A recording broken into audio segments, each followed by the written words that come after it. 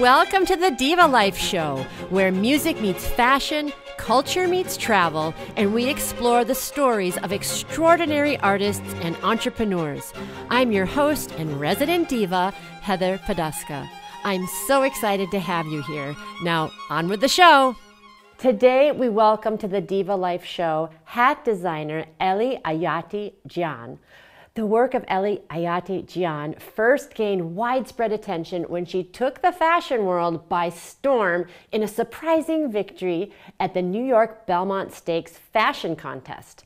A relatively unknown milliner at the time, Ellie designed captivated the judges at the Belmont Stakes, a horse racing event that's internationally famous for showcasing the most innovative designs in millinery.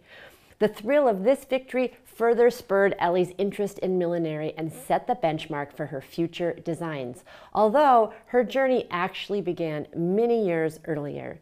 Today, Ellie designs hats and beautiful headpieces for men and women who want to take their style to the next level and for top-notch fashionable events.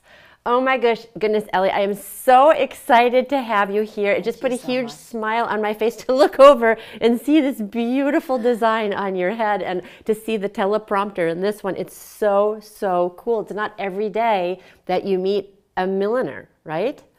Thank you so much. Thank you for having me. I'm also excited to talk about my hats. And I know in Boston, we do not have that many milliners. Yeah, we're going to talk all about that. So just to be clear, it's milliner, and I know some people are going to be hearing millionaire. And I know Boston has a lot of millionaires, but it doesn't have a lot of milliners, right? It doesn't surprise me because sometimes even like my artist friends who are going to like post like a photo of me and mention me as a millionaire, they say millionaire, and they even like put hashtag of millionaire, and I always have to correct them.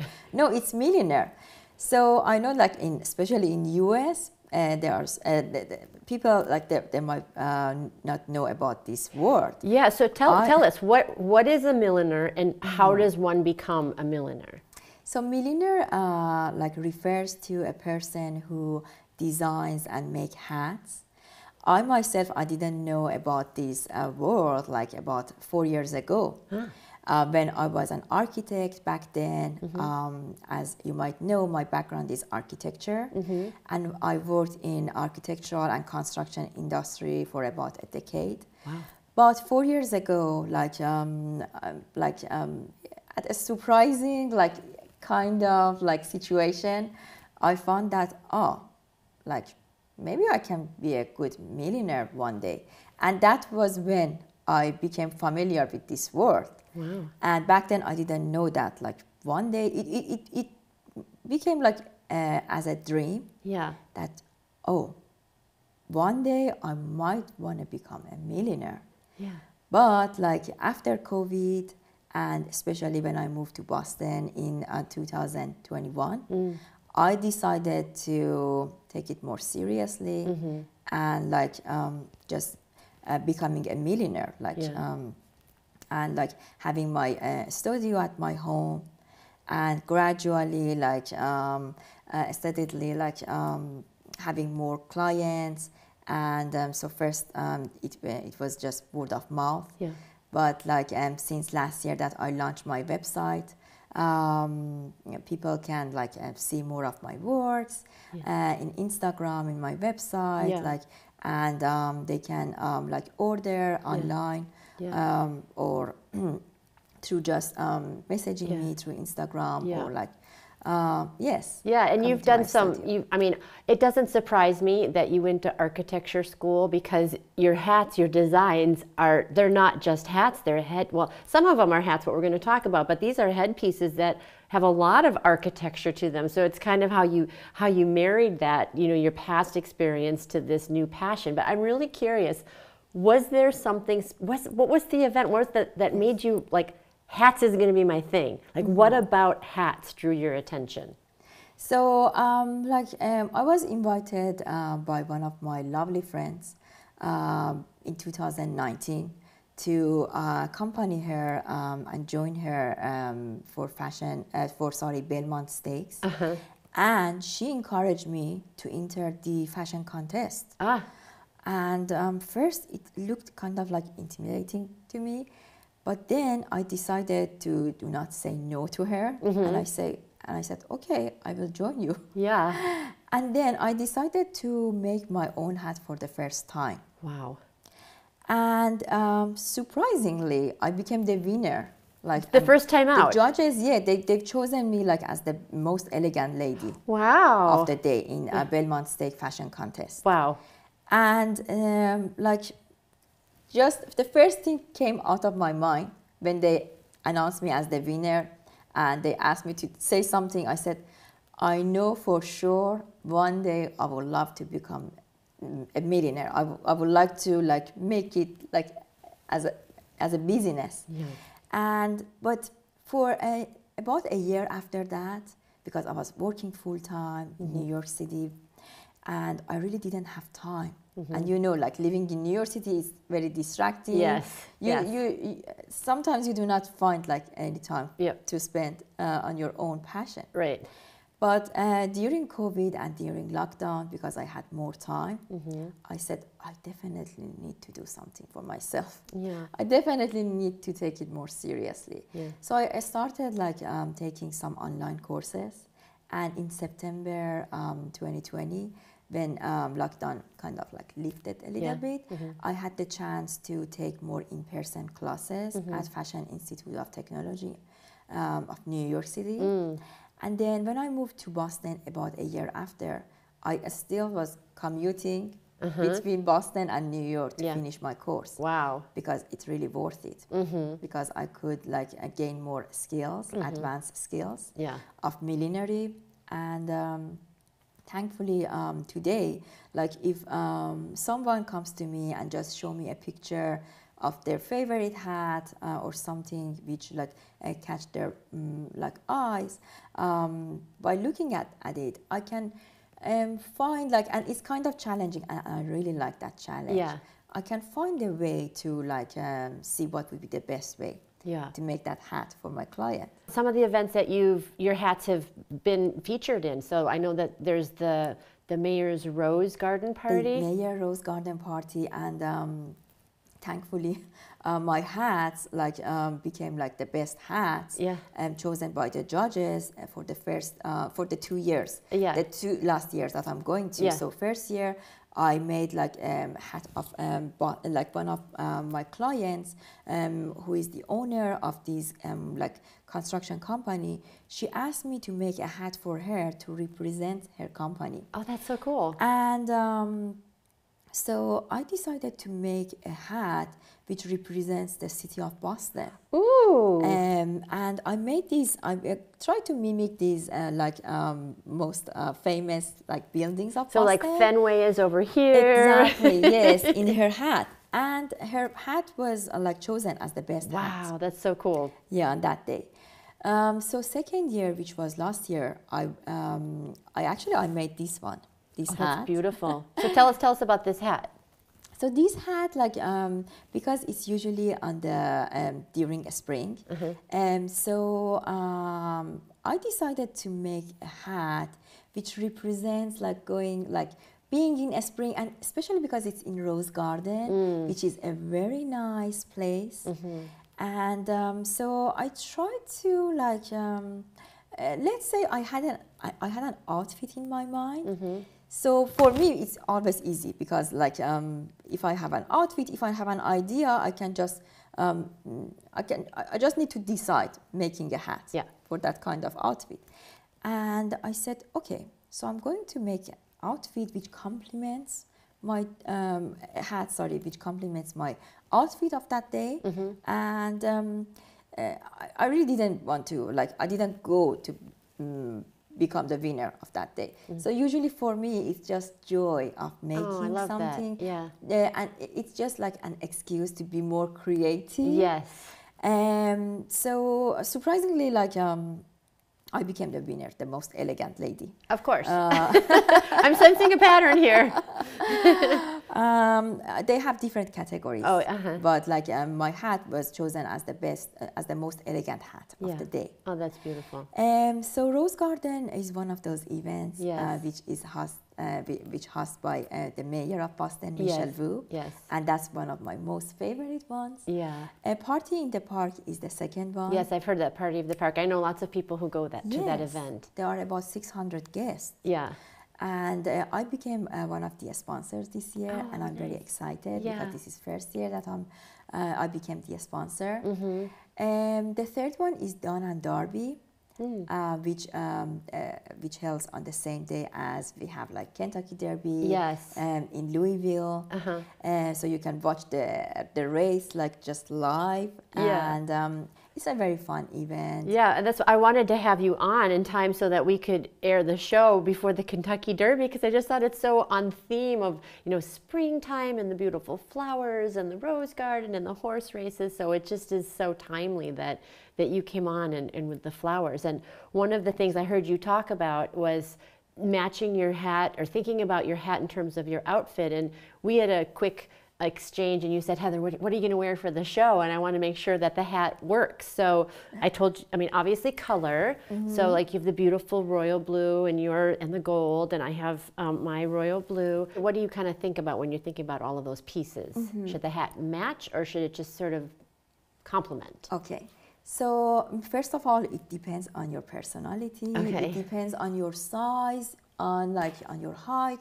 For example, someone who is petite like me, I usually like to wear hats which like elevate. Well, you have the nice tall hat on. Taller hat. But like if a girl is like a taller girl like in the room, maybe she doesn't want to go for like she wants to go for something like this or this one rather than going for something like taller. And it really depends on personality. I know some people, they always want to go for something bold. But what you are going to wear plays a very important role. It depends on if you just want to complement your outfit, or you want to elevate it, or like you want to like have something to like distinguish you. And we already talked about it. If you have, for example, a very busy outfit, bold accessories, so wearing a dramatic hat, wearing like a hat which has so many like ornaments on it, it will just overcrowd the whole thing. So it's best to go for something more simple. But if you want like it depends on the shape of your dress as well. For example, if you go for a full skirt, or for like if you go for something which is puffy, you don't want to wear a small hat. You want to like choosing, for example, a hat with bigger brim might be the best idea to balance it. Exactly. You always have to make it balanced. That was a good word. So that's a really beautiful bold hat. I love mine that you picked out for me.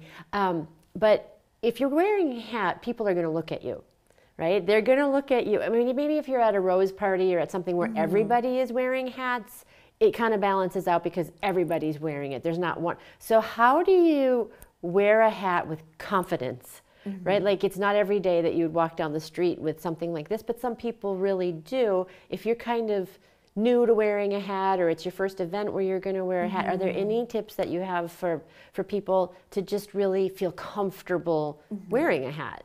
I think the best thing is just having a consultation with a milliner. And sometimes it just takes like 10-15 minutes. I usually ask my clients who are going to these kind of events to send me their the picture of their outfits, and most of the time it just goes by them.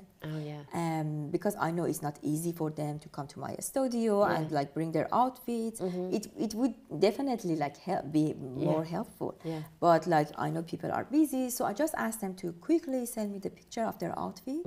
And usually when they come to grab it, I even give them some consultation about how to how to have their hair on that day. You make that hat for that person, and then that's part of their wardrobe, and they keep that. So from my experience, I know that like sometimes people especially as I mentioned in US, sometimes they might just want to like wear hat just for one special occasion during the year. And those kind of people, they don't, I'm sure that they want to like wear a different hat the next year or for the next occasion. So in my business, I try to just not selling hats. So I'm having rental as well. Ooh, that is so great. Yes, which I think is a good idea because it also like it supports my beliefs in sustainability, and because I spend so much time on one hat, I would love to see like different people wear it. Oh, that's so great. That's like rent the runway for hats. Exactly. Oh, I love that idea. Is there anyone that you think like that you love, or any hat that you love, any famous person or royalty that you're like, oh my gosh, this hat, this person, this is my favorite, like that you've seen? What is your favorite? So from my hats, like the ones that I made, the ones that like which relates more to my background, like which is architecture. So my most favorite hats are the city of Boston, and New York City hat, because like I draw and painted like the famous like buildings of New York and Boston in those hats, and like everything is hand drawn, and like I made them all from scratch, and so making those hats, I could be more creative. I could implement my architectural background into those hats. Those are my favorite ones. Yeah, and who do you see out and about, like maybe someone famous that you're like, they wear the hats really well, like that they're like, oh, that person understands how to wear a hat? Like from the celebrities that we have in US, like Lady Gaga. Oh, yeah. She's wearing hats, and she's in, I think like having her as one of our celebrities is really good, because I think she encourages like other artists, other singers to wear hats. So definitely she's one of my... Is there anyone that you would like love to style for? Like, oh, if I could style a hat for this person. For that, like Lady Gaga, for example, is one of them. Yes. But most importantly, I love to like make hats for people of Boston. Yes. Because this is where I live. Yeah. And I can see that like people are more becoming like interested in wearing hats. Yeah. And I have like two of my friends who are very famous painters. They live in Boston. They make these video clips for singers, and they ask me to like make custom hats. Oh, that's so cool. For their video clips. Yeah. Just my friends, just my friends who are, I see that one of them, for example, she hosted this Moulin Rouge party. Oh, fun. Oh my gosh. Home, and she asked me to make a custom hat for her. Yeah. And I said to her, like, definitely you don't need to buy it. I can just make it for you, and you just give it back to me, and I'm sure that like there will be like other kind of events that I can rent it out. But like she thanked me a lot, because the hat that I made for her, she was hosting this party of like about 89 to 90 guests, and she wanted like to be the star. The star, exactly. The star of the event, and like it really like elevated. I love that. I love that you said that, because this is the Diva Life Show, and I'm all about reclaiming the word diva, of like being the star of your own life and bringing more fun and glamour into your own life. And I think you said something about COVID before too, and I think people are kind of hungry to get back to that feeling of lightness, and there are a lot of things going on in the world, and I think that's having fashion and music and all of these things to bring more pleasure and joy into the world and more creativity is really wonderful. And I love that you keep bringing it back to real people. Exactly. I enjoy like making it for my friends. Yeah. Like and I can see like sometimes my friends they ask me if I can make a hat for their husband for his birthday to surprise him. Oh, that's so sweet. And I think like it. When they when I see their excitement, when I see, so it all brings joy. That's wonderful. To me, and it all like helps me to be more creative. Yeah. Because I love what I'm doing. Yes. And when I see like my hats, like people, different people like around me, and like the community, like it all needs to start from our community. Yeah, I love that. So when I see like people of Boston, they are becoming more interested on wearing hats. Yeah. Like in their, just for like, I had like, for example, one of my clients, she wanted to celebrate her birthday with 2 of her friends at a restaurant in Boston. And she asked me if I can rent one of my hats to her. Yeah. And she asked like one of her friends to take nice photos of her. Yeah. And I would love to like post some of those photos in Yeah. my Instagram. Yeah.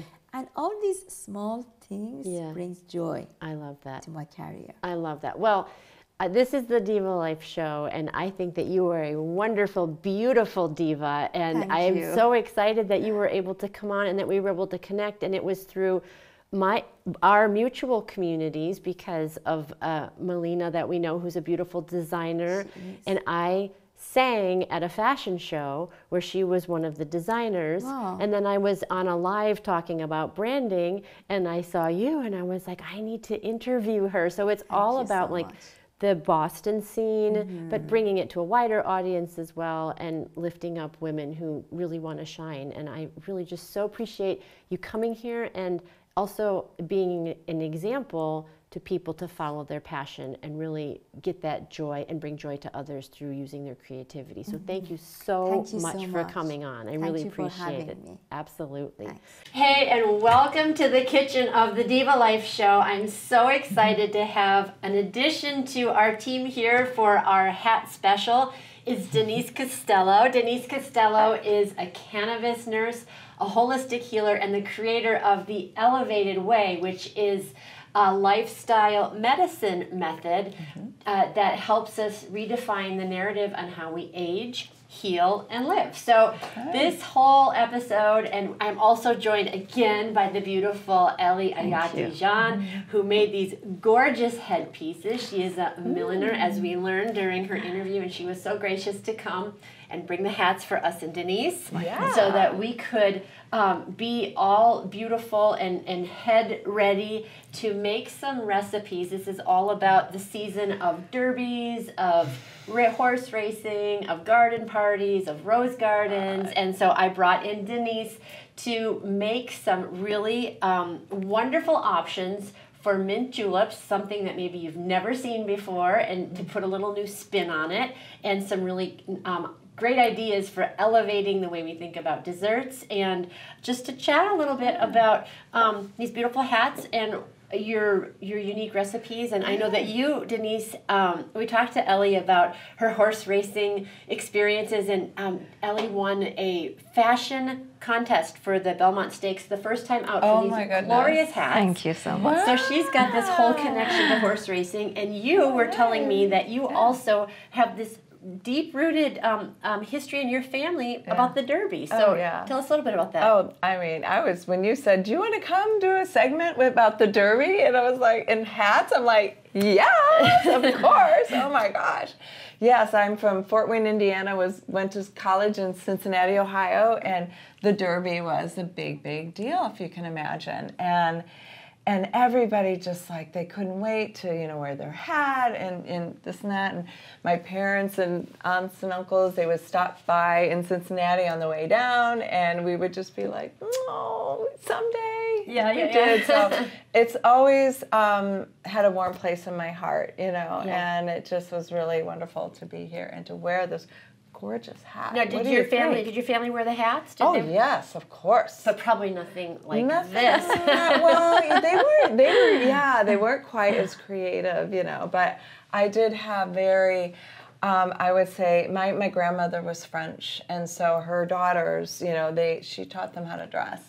And so any opportunity. And so they've had some pretty crazy things, with the jewelry and all that. But these are so gorgeous. Yeah. And to go along with our gorgeous food and drink. So the Derby drink is the mint julep. Is that correct? Correct. And, yes. this is the elevated way of doing it. So we have 3 different options for the mint julep today, right? So tell us a little bit about what you have in mind. Yeah. So just like with the elevated way, you can always make something a little bit better, right? In bit the meeting, healthier. healthier. So when I think about something, am I going towards health, you know, and joy, or am I going towards disease and not feeling so good? And we all know, I mean, you can have, I love to have a good cocktail, believe me. But what I've learned is you don't have to have 2 and 3 or there's other ways of and not making everybody that wants an alcohol. alcoholic drink. Exactly. Yeah. And a lot of us are getting away from alcohol for a good reason. You know, it's not good. I don't even know to get into all that. But we have options. Today we have options. We have options. And so kind of the next tier, and the way I look at it, if you still want to feel a little elevated or bubbly, is our cannabis plant. And mild, you know, like a THC infused, this is one that is like a Arnold Palmer. Mint julep is just bourbon. Yeah. And simple syrup, which, you know, everything will go and mint, crushed mint. But the key is really having that crushed ice all the way up. So we did this. And what alcohol, so that's a very alcohol forward tasting drink. So with this, I use the Arnold Palmer, and I put a little bitters in there because that gives you that little bit of a bite, you know, in there. And then of course you have your mint. And just like with the alcohol, you don't want to have too many, you know, but it allows you, it actually you lose your craving for alcohol with the cannabis, which is really nice. Then you don't even want to crave it. The next level is like, let's say you don't want any alcohol at all, which is totally fine. You could do, you know, obviously you could do a Diet Coke or, you know, whatever. We really don't like that. A Diet Coke? No. What else would you put in there? Crushed ice, mint? Right. Could you put a regular Arnold Palmer in there? You could, but again, that's a lot of sugar and it's not so great. So I like, this is kava, which again is a plant. It's a root. You find it in Hawaii and some of the tropics. But it's nice for you. It's kind of calming. So you feel a little something, but you're not altered. And it's just a little more of a red wine feel, like kind of a zen-y feel. And it's healthy. Healthy, not, you know, it's very healthy and good for your body and your mind. Oh, good. Yeah, it's like good for that. So you have something with alcohol, something with an elevation, but a healthier elevator, and then you have one that's plant-based and, you know, no zoopy. And you could also just have mint tea if you want. You could just have mint tea. You could have mint tea, exactly. I think the key is you just put it in a fancy glass. You know, you get your crush, and it needs a little hat. Oh, that would be a neat little niche industry for you. Is hats for your drinks. Exactly. I was just thinking about it. That's so cool. That's so cool. And it goes, you know, in all ways. You know, another way is desserts. You know, these special occasions. It's springtime and, you know, graduations and all that, and we have desserts out there, which is, we know sugar isn't so great, and even gluten, those are inflammatory, which leaves us being puffy, and we don't want to be puffy in these pretty hats, you know? Like, your skin, too, and it's like swimsuit season is coming. Yeah, you want to be lean, you know, you want to feel good. So I have a wonderful pound cake that I make. It's an almond, using almond flour, and and a little bit of coconut flour. So I bring this to parties. People love it, and they have no idea that it's gluten-free, you know, that it's healthy for them, and they're like, yay. So there's always, I guess the point in all of this is that there's always a way, you know, and it's a matter of you making a choice, you know, think about, well, where do I want to be and what can I do, you know, to do that. Yeah. All right, are we going to get to eat some of this, Denise? Well, of course, of course. You have to just tell me how you like it. Right. Yes, there you go. Thank you. It tastes like fudge. This is delicious. Yes, it's delicious. Really good. All right, so you have your cake and your drink and your hat. And our hat. And you're all ready to go. We are all ready to go. Thank you so much for joining us for this episode of The Diva Life. I hope you enjoyed the show. And be sure to join us next time as I interview another amazing artist or entrepreneur. Until then, as always, here's to hitting all your high notes. Take care. Bye-bye.